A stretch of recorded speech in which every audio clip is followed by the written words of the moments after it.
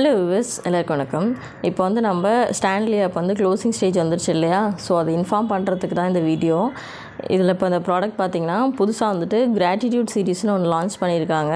இதில் வந்து by one get one அந்த மாதிரி கொடுத்துருக்காங்க. இதை பார்த்த உடனே உங்களுக்கு தெரிஞ்சு நீங்கள் புரிஞ்சுக்கணும் இது வந்துட்டு க்ளோஸ் ஆக போகுதுன்ட்டு. எனக்கு தெரிஞ்சு நேற்று நீங்கள் போட்ட பேமெண்ட்டே வராது. ஏன்னா அது பார்த்திங்கன்னா நீங்கள் போட்ட அமௌண்ட்டை ஒரு நாள்லேயே எடுக்கிற மாதிரி கூட இருக்குது. ஏன்னா இந்த லாஸ்ட்லலாம் பார்த்திங்கன்னா 40,000 இருக்குது. பை ஒன் கெட் ஒன் அப்படி பார்த்தீங்க அப்படின்னா உங்களுக்கு வந்து ஒரு நாளில் 46,000 வர மாதிரி இருக்குது. சரிங்களா? அதனால் நிச்சயமாக வந்துட்டு அமௌண்ட் வராது. இந்த ஃபஸ்ட்டு சீரீஸ் 4,000 இருக்குது. இது பை ஒன் கெட் ஒன் வந்துச்சு அப்படின்னா உங்களுக்கு 2,600 வரும். ஸோ 2 நாளில் பேமெண்ட் வர மாதிரி இருக்குது. அதனால் வந்துட்டு இது கண்டிப்பாக அவ்வளோதான், ஆப் வந்து முடிஞ்சிருச்சு. இது லாஸ்ட்டு சீரீஸ்லேயே தெரிஞ்சிச்சு நமக்கு இது க்ளோசிங் ஸ்டேஜ் வந்துருச்சுன்னு சொல்லிட்டு. பட் நிறைய பிகினர்ஸ் இருப்பாங்க இல்லையா, அவங்களுக்கு தெரியாதுன்றதுனால நம்ம இன்ஃபார்ம் பண்ண வேண்டியிருக்கு.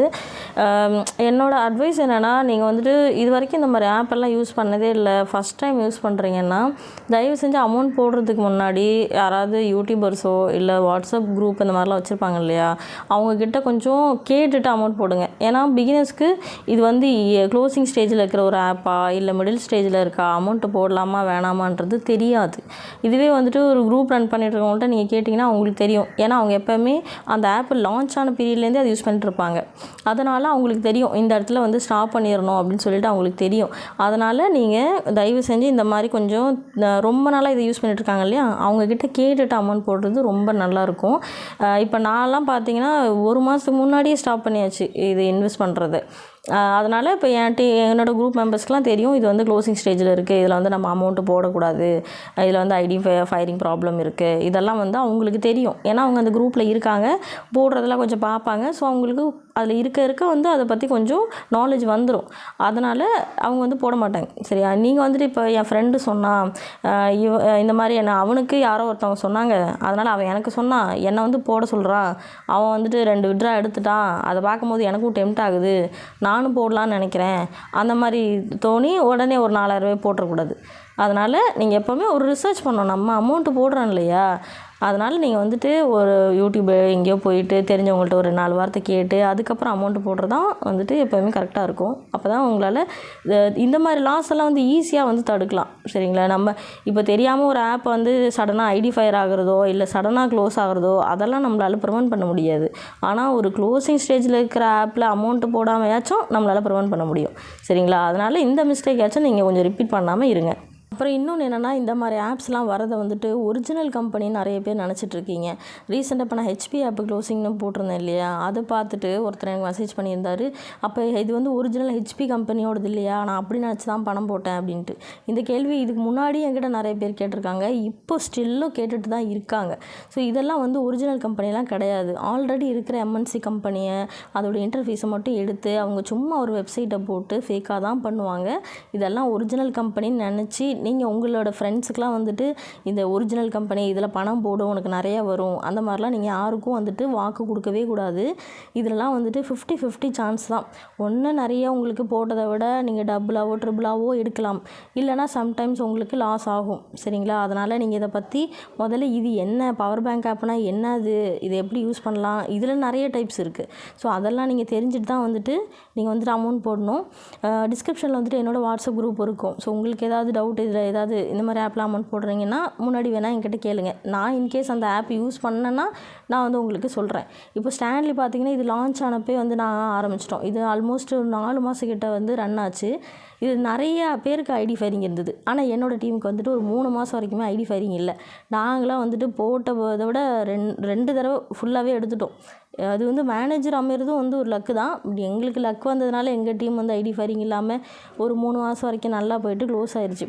ஆனால் நிறைய பேருக்கு வந்துட்டு பிகினிங்கில் ஐடி ஃபயரிங்கும் ஆனது. இப்போது என்னோடய வாட்ஸ்அப் குரூப் பார்த்திங்கன்னா இதுதான். இதில் இப்போதைக்கு லாங் டேர்ம் ஆப்லாம் வந்துட்டு நான் ஃபோக்கஸ் பண்ணலை. ஏன்னா எலெக்ஷனால் நிறைய ஐடி ஃபயரிங் நம்பி யாருக்கும் லிங்கே கொடுக்க முடியல. ஸோ அதனால் வந்துட்டு கம்மியாக இன்கம் வர மாதிரி ஆனால் ஆப் கொஞ்சம் லாங்காக ரன் ஆகிற மாதிரியான ஆப்ஸ் மட்டும்தான் இப்போதைக்கு நான் கொடுத்துட்ருக்கேன்.